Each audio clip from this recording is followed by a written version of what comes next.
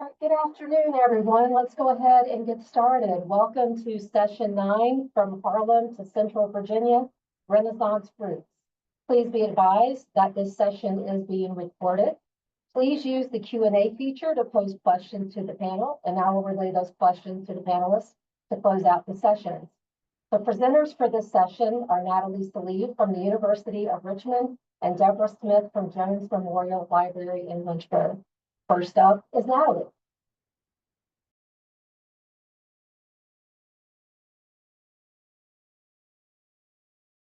Thank you so much, Kim.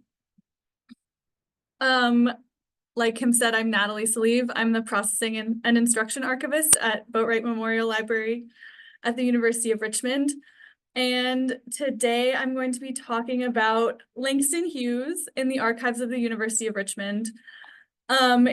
He's in two collections, the Carl Van Vechten-Mark Lutz collection and the Dr. and Mrs. Wyatt Tee Walker collection. And I'm going to be arguing that the presence of Hughes in these two collections from different decades and different movements shows the geographic and temporal reach of his network and impact. So for each collection, I'm going to first talk about who are these people and the main characters in the collection, and like what is in each collection, and then I'll get into the Langston Hughes portion of it. So let's start with Mark Lutz. Who is Mark Lutz? This is a photo of him on the left. He was an alumni of the University of Richmond, class of 1926. He was a literary and theatrical critic for the Richmond Times-Dispatch and the News Leader, and he was a lover of Carl Van Vechten, and through Carl Van Vechten, he was a friend of Gertrude Stein, Alice B. Toklas, and Langston Hughes. And according to a blog post from the Library of Virginia, Van Vechten introduced Hughes to the editor of the Reviewer, Hunter Stagg, who then introduced Mark Lutz to Langston Hughes in Richmond in the 20s or 30s. And this collection does have some evidence that Lutz traveled with Carl Van Vechten, Stein, and Toklas, and one of those images is here. On the left is Mark Lutz, on the right is Gertrude Stein. And so, like I said, there's lots of photos by Carl Van Vechten. He was a prolific photographer of the Harlem Renaissance and beyond. There's some ephemera like programs from the Ballet Russe and other things, and a few pieces of correspondence that Lutz collected. And the materials, for the most part, are related to Carl Van Vechten and to Gertrude Stein. Carl Van Vechten was named as the executor to Stein's literary estate. The collection also has a portion that lives with our rare books. That's like inscribed volumes from Stein to Lutz and Van Vechten, and inscribed volumes between Van Vechten and Lutz. Unfortunately, when we received this collection from Lutz's surviving partner after his death, there were 10,000 letters that between Lutz and Van Vechten that he requested to be destroyed.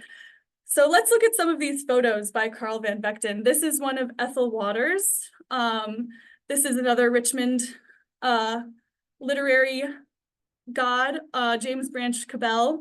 And then we have Van Vechten and Stein themselves. Is it a selfie? Is it not? Both of Van Vechten's hands are there though. And then this is Gertrude Stein and Alice B. Toklas.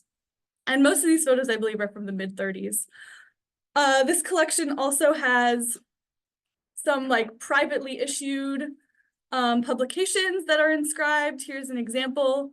The inscription reads, "For Mark, for whom it was and is a pleasure to dedicate, always Gertrude Stein, and a happy new year." And ironically, this inscription is from a privately issued collection of inscriptions called Chicago Inscriptions from 1934. And you can see they must have been close friends. We also have this famous photograph of Gertrude Stein. And the inscription reads, "For Mark, love in Virginia, for Mark everywhere, always, Gertrude." And this photo, I believe, is on her Wikipedia page. We used to get a lot of requests to use it. And this is just a nice personal note that she's left for Mark on it. This collection, like I said, contains some volumes, and some of them are from Langston Hughes. We also have a letter from Langston Hughes saying, yes, I'll inscribe this book to you or these books to you. And this must have been one of those. It's from 1936. And the inscription reads, with sincere regards to Mark Lutz from Langston Hughes. This volume is The Dream Keeper and Other Poems. And it's a bit businesslike, right? It's not very warm, sincere regards. But as time progresses, you can see they get a little closer. This is an inscription from 1950-ish, from Simple Speaks His Mind by Langston Hughes that reads, for Mark Lutz, whom I don't see as often as I do Simple, but for whom I have high regard, sincerely, Langston, New York. So between 1936 and 1950, they become closer. This is a much more congenial message, I would say. This collection also has one photograph of Langston Hughes at the Stage Door Canteen. Langston Hughes is in the back left of this picture. And the Stage Door Canteen, I believe, was like a restaurant for service members. It says busboy Langston Hughes, and below him is junior hostess Terry Keene, and on the right is U.S. Seaman Andy Mon and Canadian Seaman J.H. Keller. This is attributed as cast of Stage Door Canteen in the collection. They may have been doing little plays in the Stage Door Canteen, but I don't think that was ever a production called Stage Door Canteen. This looks too much like real food to me. And I looked at other photos from the New York Public Library at the Stage Door Canteen. I don't think it's a play, but could be. This collection also has a bound volume of introductions by Carl Van Vechten that contains an unpublished introduction about Langston Hughes. I believe with some of Langston Hughes' comments on the introduction. This intro was never published because Langston, from what I understand, Langston Hughes publishers did not want the controversy associated with Carl Van Vechten in this book that Hughes was gonna publish. I don't know which book, but Van Vechten had published a book with some harmful language in the title before that caused a lot of controversy, and they did not want to bring that controversy to Langston Hughes' book. So you can see this is introducing Langston Hughes to the reader. There's several drafts of this in this bound volume, and it's a beautiful volume. You can kind of see on the edge the like batik fabric, and some comments. And this comment says, "I really thought I was going to see," from Langston Hughes, and it's. So then there's an edit on the right side that says, that adds that in, that he really thought he was going to see. Beyond all of the personal things, there are still some beautiful, uninscribed volumes from Langston Hughes in this collection. One example that I've brought up here is The Negro Mother. I think that these graphics are very powerful. And simple, and I wanted to show them off. So let's move forward in time and shift gears to the Reverend Dr. Wyatt Tee Walker. And some of you might not know who Wyatt Tee Walker is, and so I have brought a little clip of Martin Luther King Jr. telling us about him, and you might want to turn up your volume for this. It's not very loud because it's very old. So here's Martin Luther King Jr. telling us about Wyatt Tee Walker. I don't know where Wyatt is, but Wyatt was the pastor of one of the largest churches in this nation. Had been there for 9 years, the oldest church in the state of Virginia.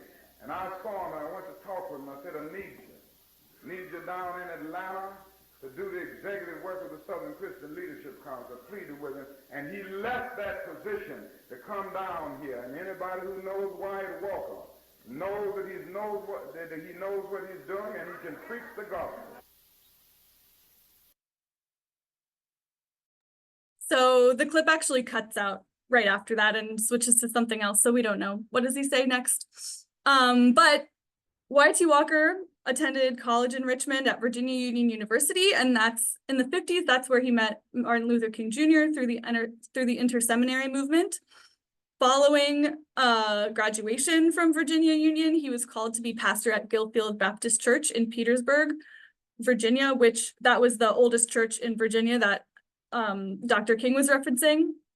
And when Walker is in Petersburg, he starts sort of organizing like sit-ins and things with civil rights like activist intent. And this photo that I have on the left hand side is Walker coming out of the Petersburg Public Library with the sheriff. He's being arrested for going in the white door of the Petersburg Public Library and asking for Douglas Southall Freeman's biography of Robert E. Lee, which is a little bit of a cheeky choice.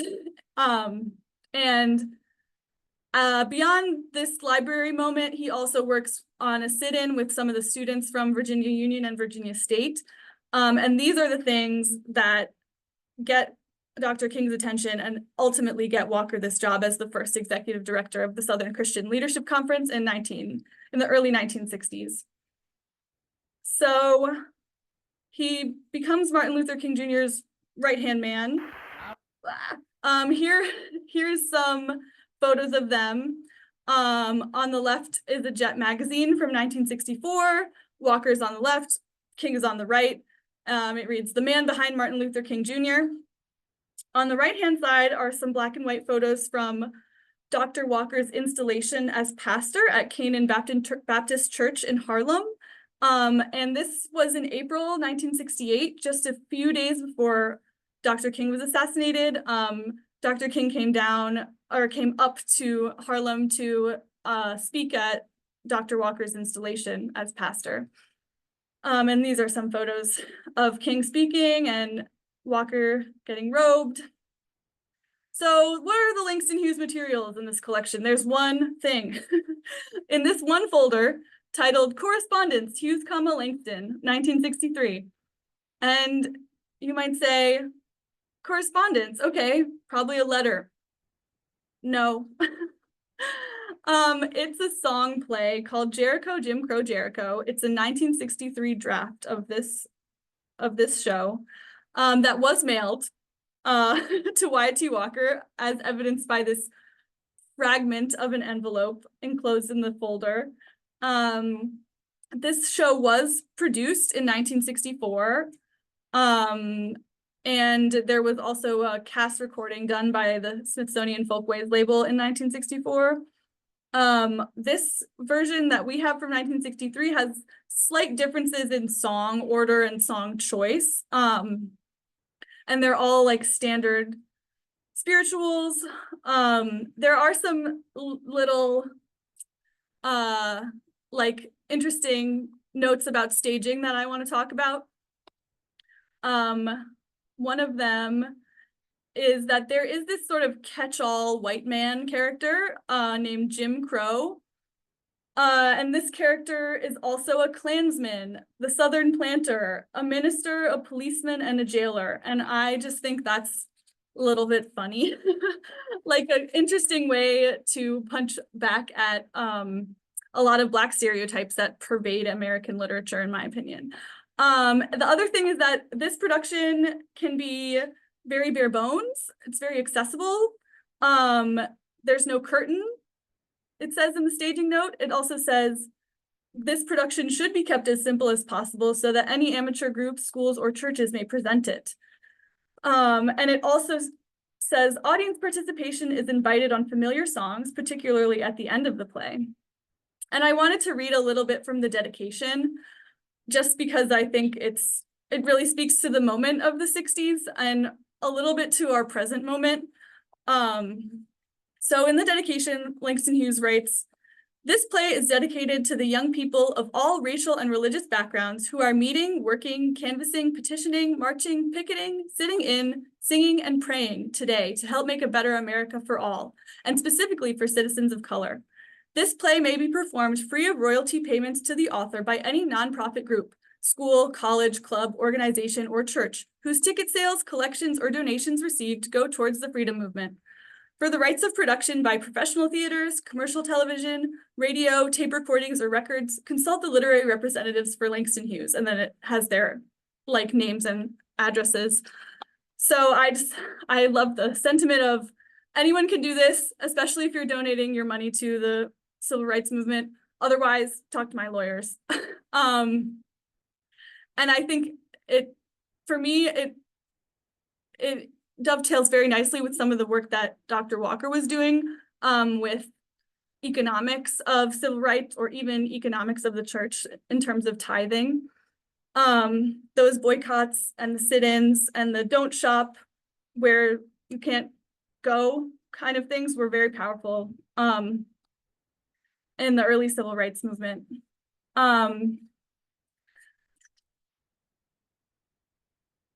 So what's next? What's happening now and what's happening next with these collections? So for the Carl Van Vechten-Mark Lutz collection, I have to say a big kudos and a thank you to Warner West and the whole digital engagement team for completely digitizing the manuscript portion of the collection, which I used to make my presentation look very nice.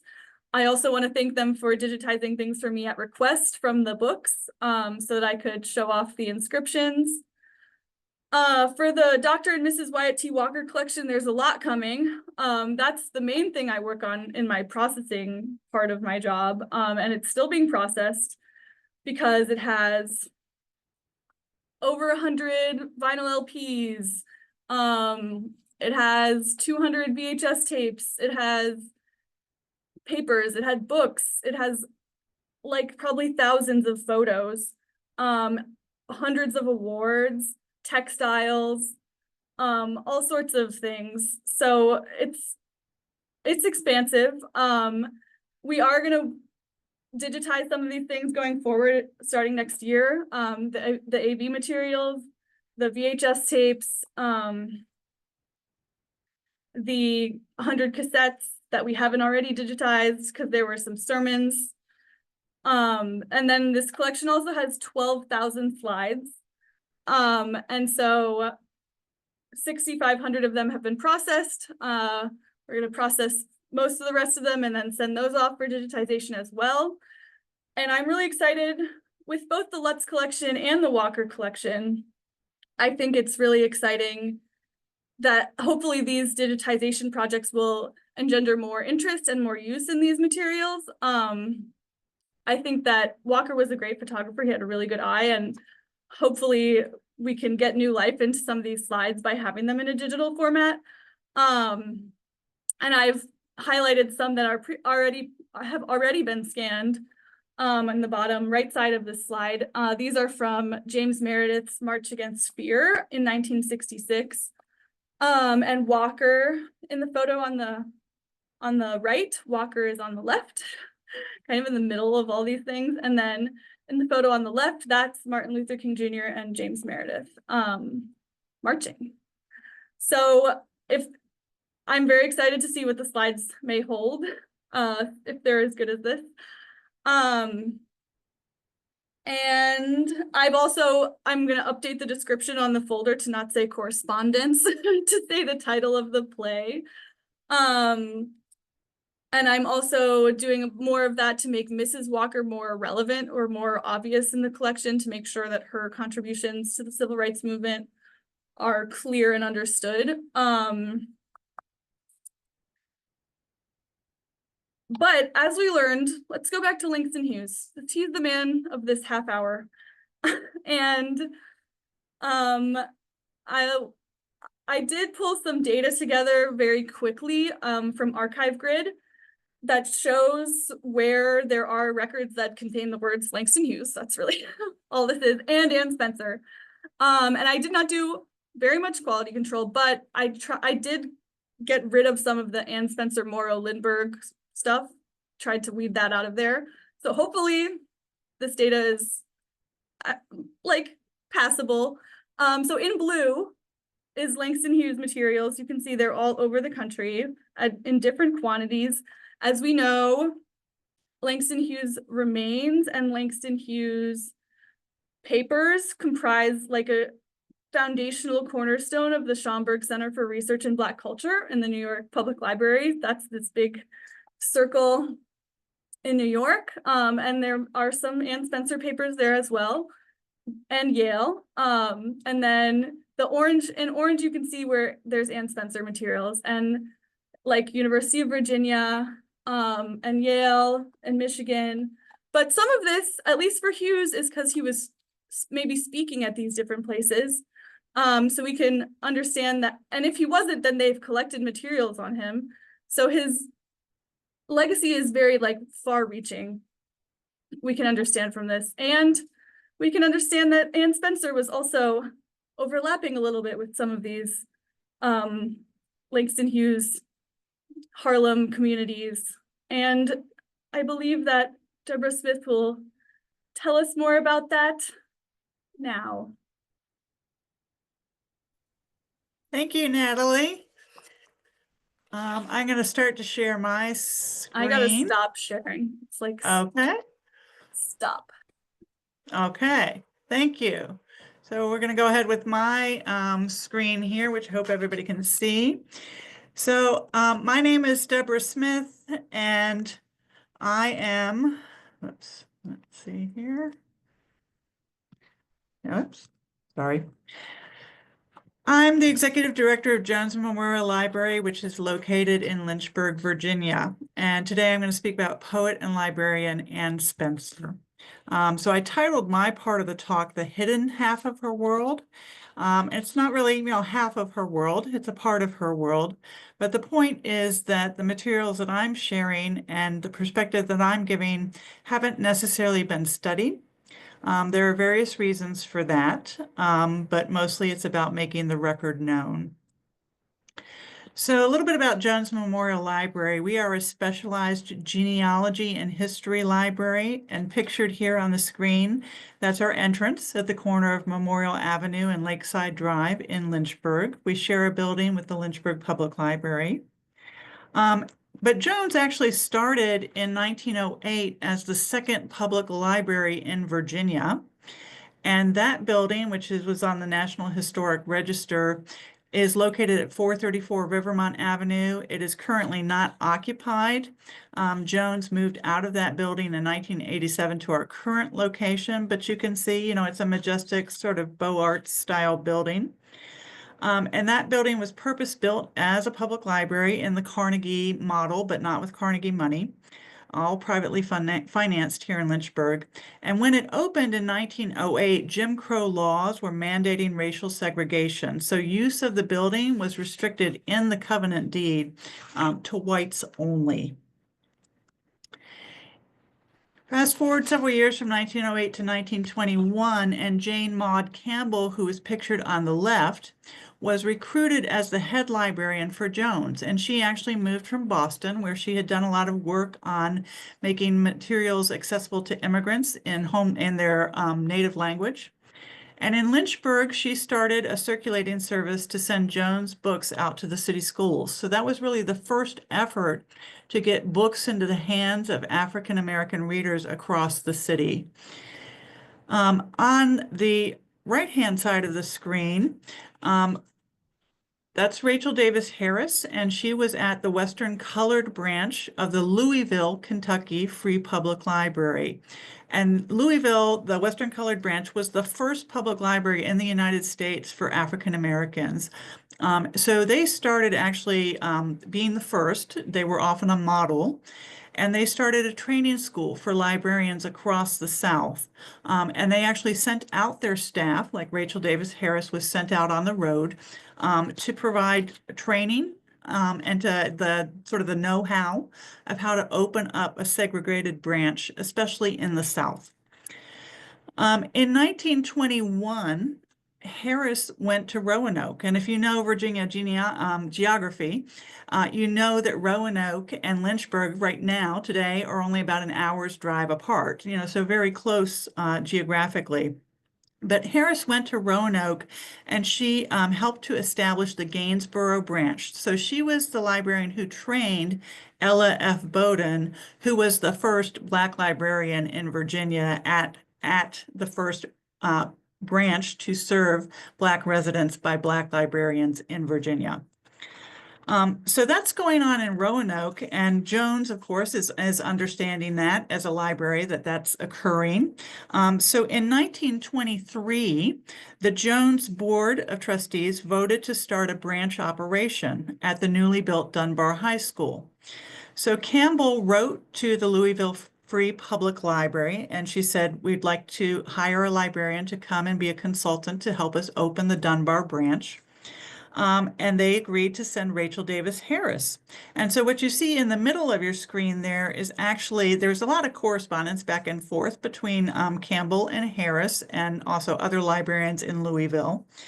And so this is a letter, December 17th, 1923. It's to Miss J.M. Campbell, librarian at Jones Memorial Library in Lynchburg, Virginia. And Harris writes, "My dear Miss Campbell, I shall leave Louisville December 26th, hoping to be in Lynchburg Thursday, December 27th. I have secured no place to stay while there. I'm trusting you may be able to help me secure a good home, as I am no longer a young woman and can only do my best work when cared for comfortably. Trusting my stay in Lynchburg will be all you are hoping it to be. I am, most sincerely, Rachel D. Harris." So what you're seeing in that letter is you're seeing that that's the Jim Crow in effect, right? So Rachel D. Harris, who is Black, can't stay in a hotel in Lynchburg because of Jim Crow laws. So she's trying to understand where is she going to stay while she's doing this work to establish the Dunbar branch. And we know, we don't have the actual letter where she writes back, but Campbell does write back and says she suggests staying with Ann Spencer in the Spencer home. And she mentions that Spencer is interested in the job as librarian at Dunbar.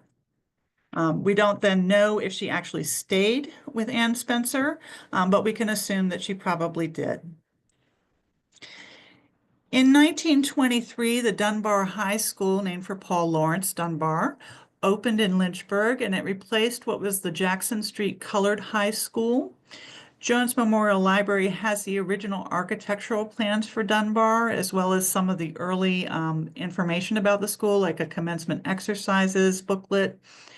And we have the architectural plans. The school has been very changed since that point of time. So once the schools were integrated in Lynchburg, they pretty much did a rehaul of Dunbar High School, and it was no longer sort of recognizable as what it had been when it was a Black institution. So it's important that we have the plans which show the original layout of the building. And what you can see in the plans is that there was a library on the second floor of the building. And so that's where Ann Spencer was working for more than 20 years. Now for a little bit about Ann Spencer. So Ann was born in 1882 and her parents separated during her childhood. She eventually enrolled at Virginia Theological Seminary in Lynchburg and graduated at age 16. She wasn't actually the valedictorian of her class, but she was so well spoken and she wrote so well that she gave the valedictory speech. In 1901, she married Edward Spencer, who had been a few years ahead of her at the seminary, and they lived and built their home at 1313 Pierce Street. It was a house which Edward was constantly making improvements to. In the decade between 1910 and 1920, their home became a frequent stop for civil rights activists moving between the North and the South. And so at that time, you didn't have I-95, going up the East Coast. You had Route 29, which was a connector. And so Lynchburg was actually sort of on the route between the North and the Deep South. So they hosted many notable people over the years. We know that Anne wrote many poems and ideas on scraps of paper. She was always jotting down ideas, and then those were sort of scattered around the home. And that is actually how Anne's poetry first became published, because she hosted James Weldon Johnson at the home, and he saw Anne's poetry around the house, and he said, you've got to publish this. And he encouraged her and made the connections for her to help her get some of the poems published. So her first work that was published was in 1920. Natalie showed you a a slide earlier which had the locations of both the Langston Hughes and the Ann Spencer materials. And you can see here, these are the orange dots for Ann Spencer's materials or materials for her family, including her son Chauncey Spencer, who is a Tuskegee Airman. And most of her papers are held at the University of Virginia. So that's the larger dot in Virginia. And then Jones Memorial Library is the dot that's below that central dot right there. That's Jones and that's UVA. And so after Anne died in 1975, her son Chauncey worked to establish a foundation that would preserve her home and garden as a museum. And there were actually 2 foundations that were established. In 1988, a representative of the Ann Spencer Memorial Foundation, which was the second foundation to be established, entered negotiations with the University of Virginia regarding photographs and papers that belonged to Anne and to the Spencer family. And this ultimately resulted in the purchase of Anne's papers by the university in 2008. And those papers are held in the Albert and Shirley Small Special Collections. Those UVA papers include 22 boxes of materials, and included in there are several items from Anne's tenure as librarian at the Jones Memorial Library's Dunbar branch. Like on the left-hand side, you can see a 1926 notebook. It's a reference notebook, so this would have been something that she probably kept in the desk in the library, where she had probably common answers to commonly asked questions by students or library patrons.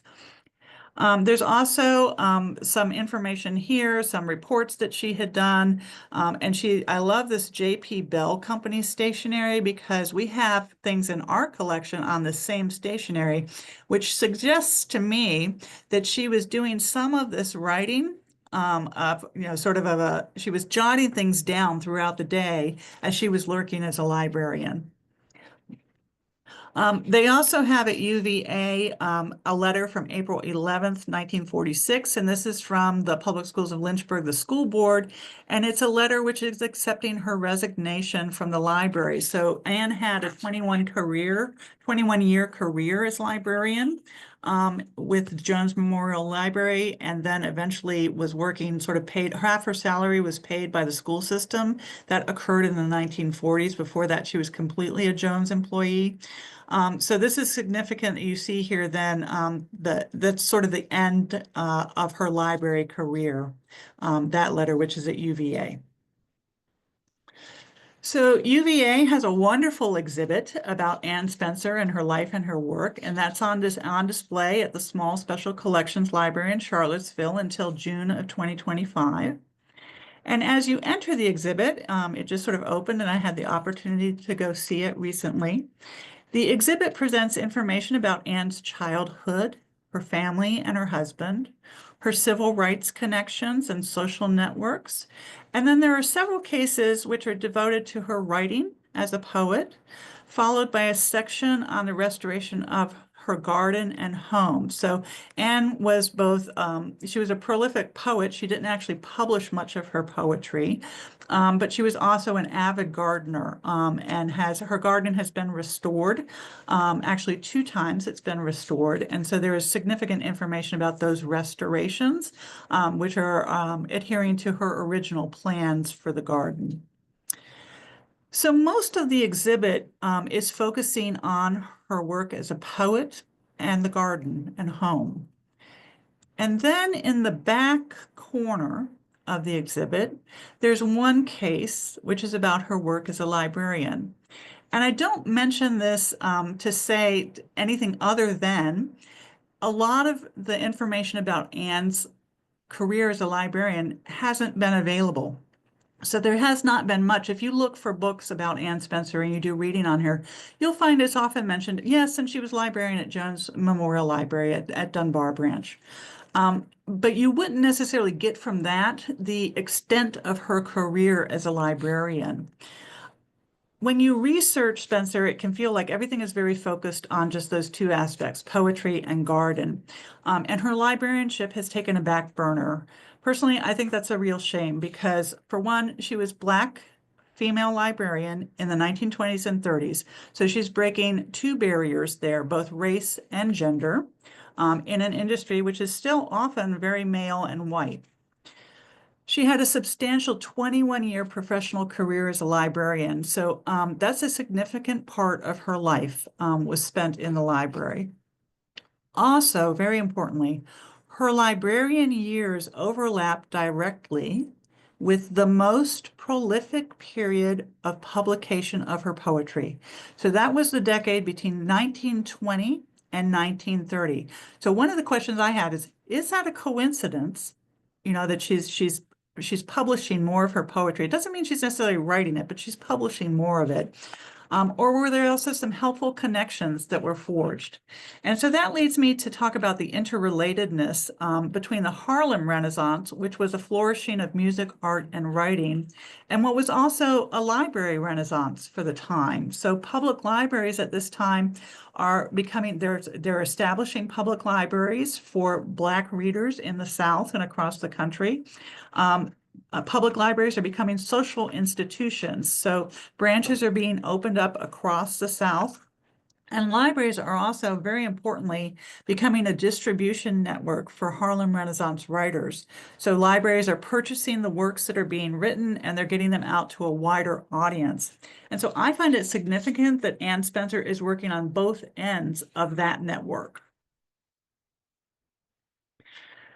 So a little bit about Jones Memorial Library's collections. So we actually have 3 collections, which include Anne's writing. We have the Dunbar High School branch historical papers. We have the Lynchburg Writers Collection, and we have the Anne Spencer Memorial Foundation papers. The Dunbar High School collection includes reports and statistics, and it has the most material about Anne's work as a librarian. Pictured on the left is the first report for the Dunbar branch reflecting activity that occurred during that first month of operations when the library opened in January 1924. If you look down at the bottom of the page, you can see Anne Spencer signs it, and so does R.D. Harris. So that's Rachel D. Harris. And then the document here on the right is actually the second report, and that's in February 1924. And you can see that that one is only signed by Anne Spencer. And so that does confirm for us that Rachel Harris had returned to Louisville, Kentucky by that time, and Anne had taken over as sole librarian at the branch. And what fascinates me about this report is that it's typed. I love it. It's typed. So we actually submitted the one on the left as an example of what's called library hand, where you have to painstakingly write things out so people can see it really clearly. And then it's clear to me, you know, by the second time, I think Anne was kind of like, well, I'm done with that, and we're going to go and we're going to type. And so what we find a lot of in the Jones collections are typewritten reports, or notes and those kinds of things, writing by Anne. Whereas what you see in her original poetry at UVA is the handwritten documents. I am going to show you a handwritten document in just a second. But one thing to notice about these monthly reports, and if you're a librarian, you know, you've seen this, the Dewey Decimal classification system. So she's tabulating every month, she's submitting a report, you know, to the boss, to the higher ups, and she's saying, you know, this is what circulated at the library. It's got the Dewey Decimal classification numbers there, and then she's counting, you know, how much of it was lent out, and where it was going, and how many new books came in, how many things were overdue, that kind of thing. So she's very, very familiar with the Dewey Decimal system. So just keep that in mind. She also wrote reports. So we have a handwritten report.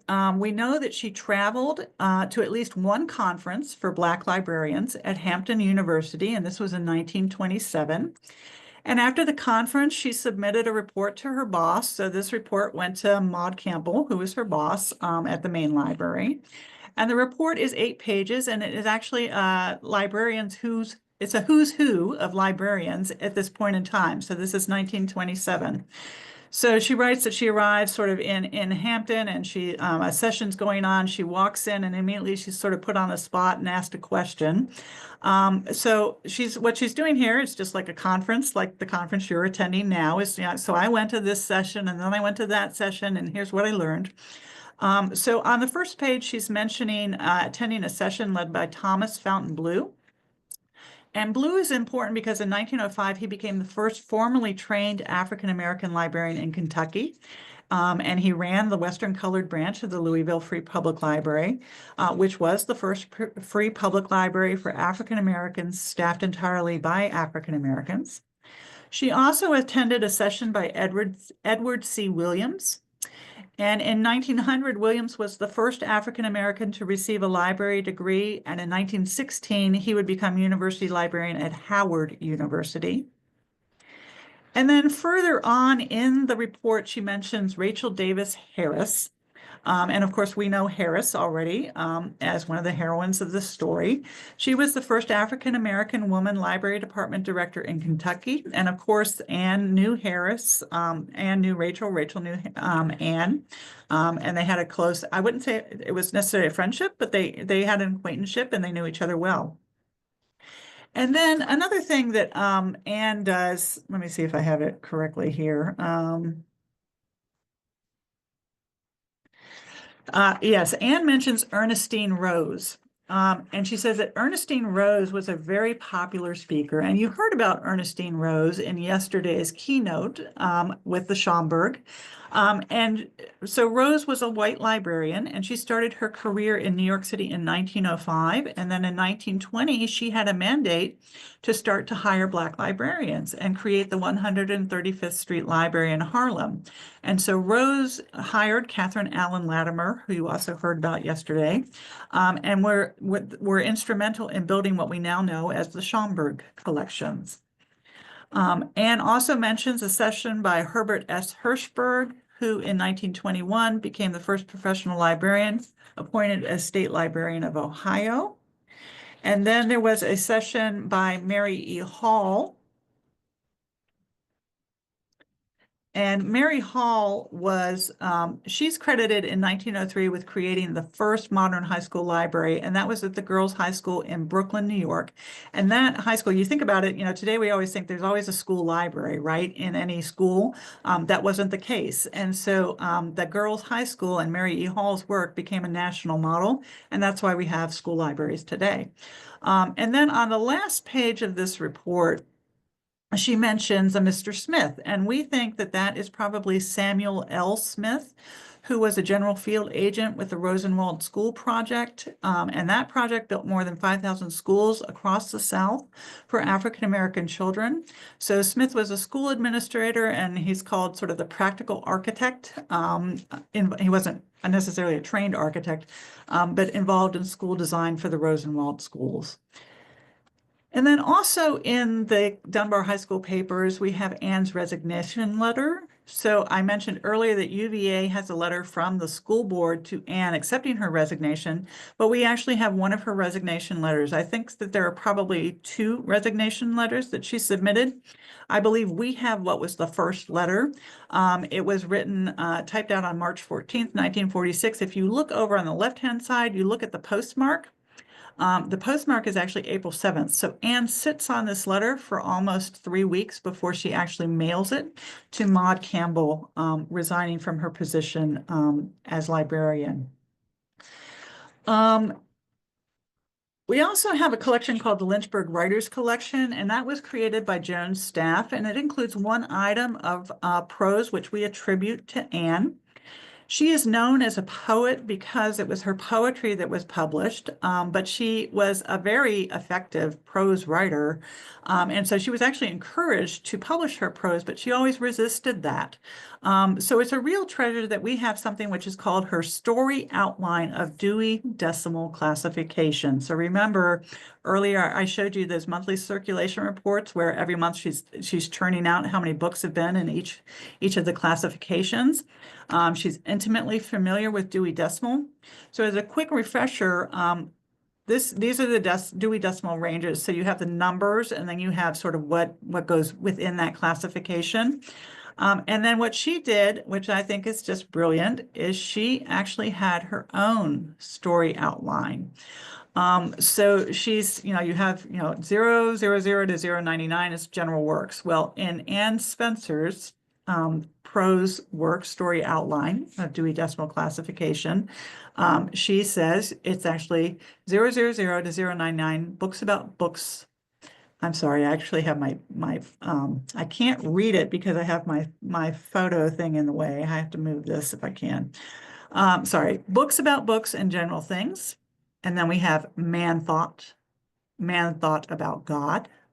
Man thought about his neighbors. Man talked to his neighbors. Man studied things about him. Man made useful things. Man made beautiful things. Man wrote. Man made records. A record of events is history. A record of a journey is a travel book. A record of a life is biography.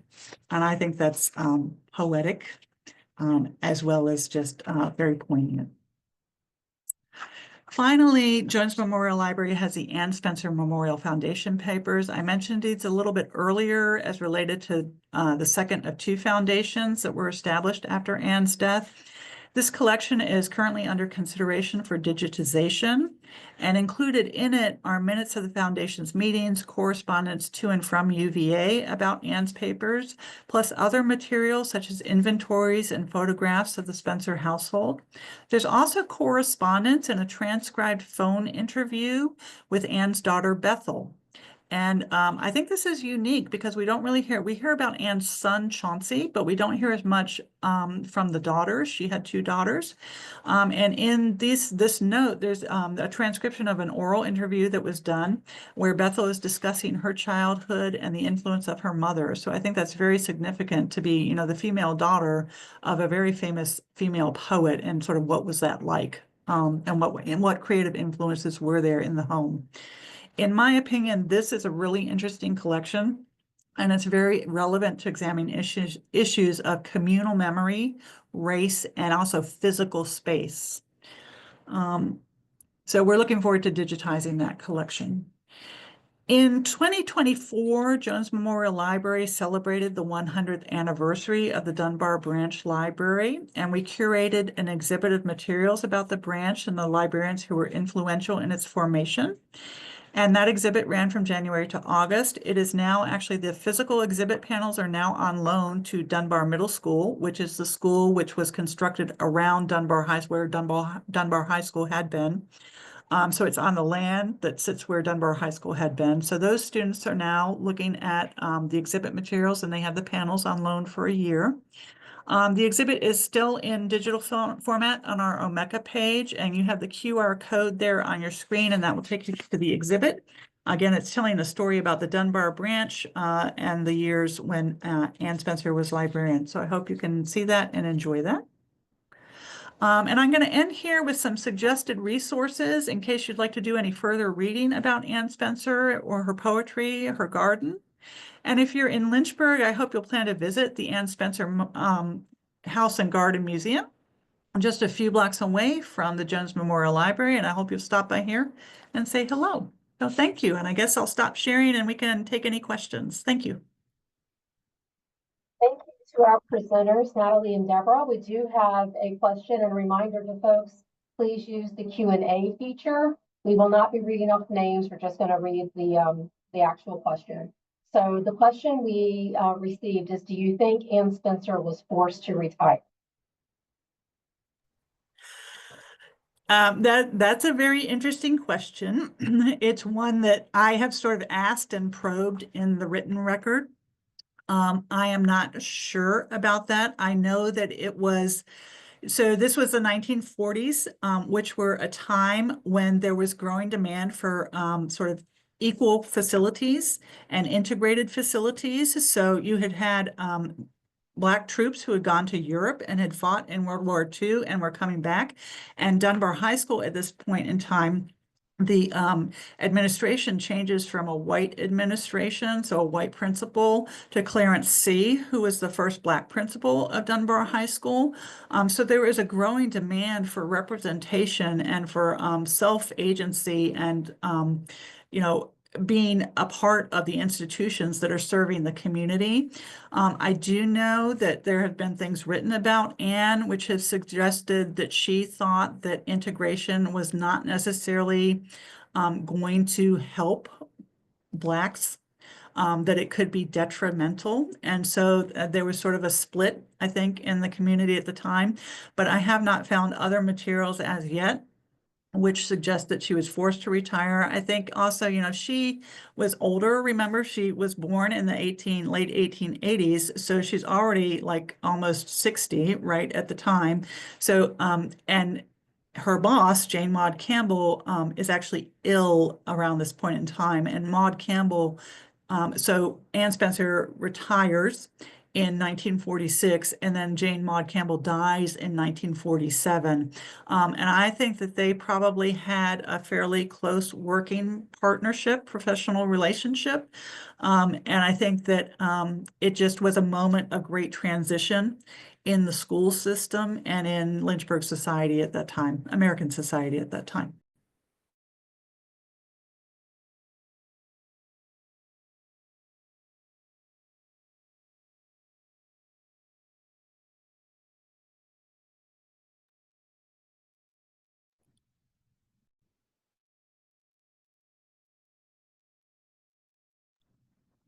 Any other questions? I did see one comment that I thought was for us in the main chat that said, someone works at the Rockefeller Archives and they have a small amount of materials on Langston Hughes. Thank you, Monica.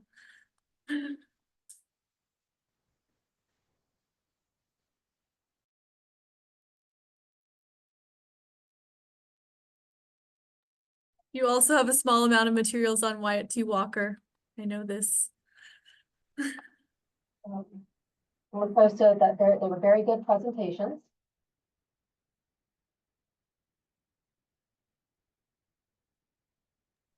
How much time do we have left? We got like 7 minutes left. So I'm gonna like riff a little bit. So one of the questions that I had, and thank you to Natalie, actually, because the reason I did this presentation, I actually originally said I was gonna do a poster presentation, and then Natalie came up with her great idea. And I was like, oh, that's great. Maybe I'll piggyback with Natalie. And so thank you, Natalie, for putting in the proposal. But one of the questions that I had, so I didn't know that much about Anne Spencer before I started doing this research. I mean, I knew she had been the librarian at Dunbar. I knew she was a poet, of course, one of the most famous people in Lynchburg. But one of the questions that I had, I was like, okay, so like, why does UVA have those papers? And like Jones Memorial Library doesn't have those papers, right? That was one of those questions that I had, how did they end up with that? And so it's really interesting to read that Anne Spencer Memorial Foundation stuff, because it shows it's just around the time in the 1980s when Jones Memorial Library is moving locations, right? So there's a lot of upheaval in what's happening in Jones. And so also, and there's people who are not happy that the library is moving. And so then there's also connections there that I could sort of trace just knowing who some of the players were, who was a UVA grad and who wasn't a UVA grad. And so it's all to say that there's often a backstory, behind the materials that you have in your collection and why they end up in certain places. And we know that, but it's always kind of interesting to me to be able to put those pieces of the jigsaw together. Some individual posted, apologies if I missed this being said in the first presentation, but is there a reason why Mrs. Walker is not named in the collection's title? I don't know. That's a good question. I inherited a lot of this from several people that worked on it before me. So I think like the collection name is kind of set, but I did create her own series and she's first. So I am trying to get the name of Teresa Ann Walker out there as much as I can. Thank you for your question. And I should also mention that, Langston Hughes was, I want to say maybe 20 years the junior of Anne Spencer, but they wrote to each other, and that correspondence is in the UVA collection. Some of that correspondence is at UVA. So it's not just a connection that we have Langston Hughes materials and Anne Spencer materials. They were writing to each other, which, of course, you're all connected in the Harlem Renaissance. But one other thing I want to make about Anne Spencer is, so a lot of the people that we were talking about yesterday and talking about today are doing work in Harlem, but Ann Spencer is doing her work in Virginia. So she is not part of the Great Migration. She's doing the civil rights activism here in the South. And so I think she is a fascinating person to study because she's famous as a poet, but she's doing all of this here. And I have not come across a lot where she is traveling to New York. I think I've come across one thing that mentions that she was going to New York City. But otherwise, she's here and Harlem is coming to her. So very significant.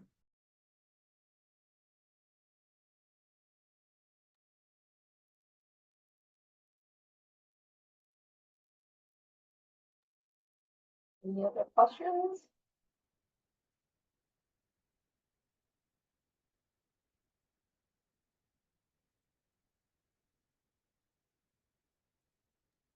I'll ask one for Deb. I know you said you're hopefully planning to digitize the foundation collection. Do you have other future plans for Ann Spencer's story? That's a good question. So we just did the exhibit, the physical exhibit and the digital exhibit.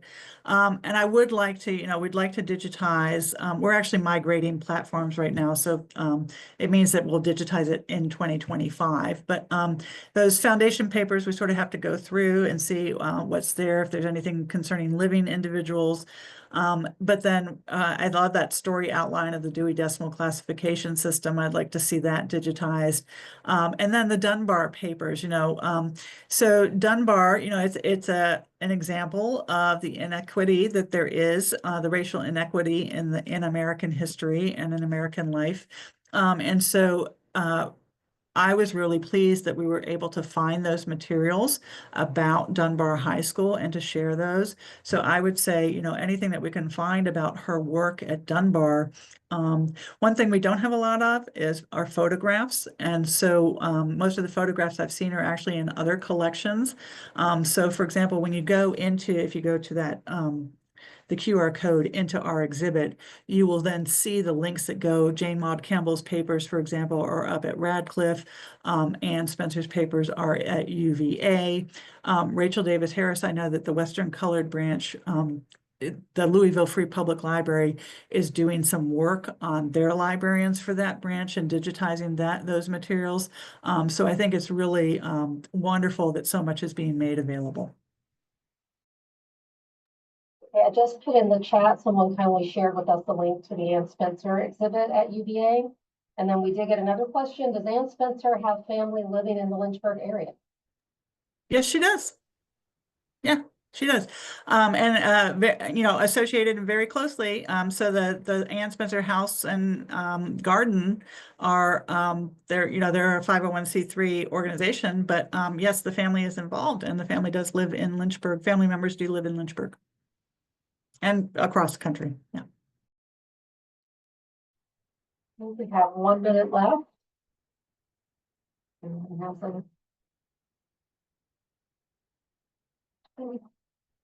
Okay, so it's like I have permission to acknowledge the person who submitted the link was Irvin Jordan, Professor Jordan from UVA Research Archivist. And it is a fabulous exhibit. So if you're anywhere near Charlottesville, I'm going to put a plug in for you. You look at ours online, look at the digital one online, and go see the one at UVA. It's beautifully done as always. Thank you. Okay, well, we are at time. Thank you to our presenters again. Well done, great presentation, and thank you all for attending.